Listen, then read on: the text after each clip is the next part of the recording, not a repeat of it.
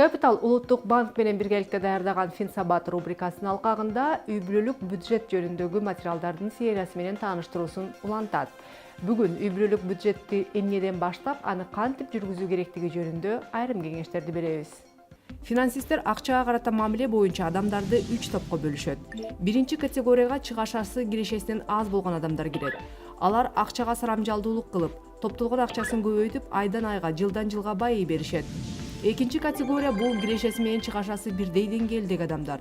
Алар тапканынын баарын коротуп, айлыктан айлыкка жашашат. Бул топтогу адамдардын тапканы күнүмдүк турмуштан ашпай, келечекке эч кандай инвестиция жасай алышпайт.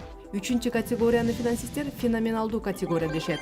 Бул топтогу адамдар тапканынан короткону көп болуп, карыздан баш чыкпагандар.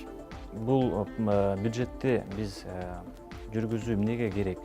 Эң биринчиден бул бир нерсени көрө алабыз да, биз кайсы жерден өзүбүздүн каражаттарыбызды үнөмдөй алабыз. Ал үнөмдөгөн каражаттарды кайсы максаттарыбызга жиберүү зарыл экенин көрүп турабыз да.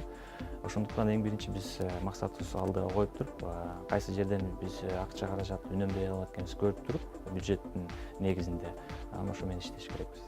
Алтынай турмуш шарты жакшы кыргызстандыктардын катарына кирген менен киреше чыгашасына көп деле көңүл бурбай келгенин айтат.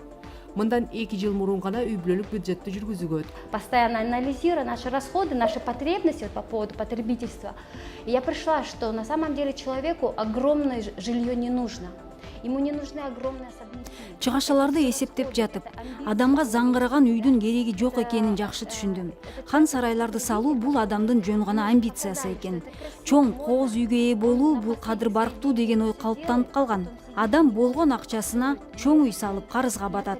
Аны ай сайын оңдоп сырдоого да чоң акча талап кылынат, болбосо тамдын кебетеси кетет. Адамдар бир нерсени түшүнүшсө, бардык нерсени өзүнүн чамасына жараша жасаш керек. Мындан уялуунун кереги жок. Тескерисинче, азыр алыңа жараша жашай турган заман келатат. Ты вот из себя что-то представляешь. Нет, вот по мере своей возможности здесь ничего стыдного нет. Здесь ничего зазорного нет. Это наоборот, я считаю, должно быть сейчас модным жить в меру своих возможностей. Бюджетти пландоо үчүн атайын билимдиндер кереги жок. Интернетте бекер көптөгөн атайын программалар бар.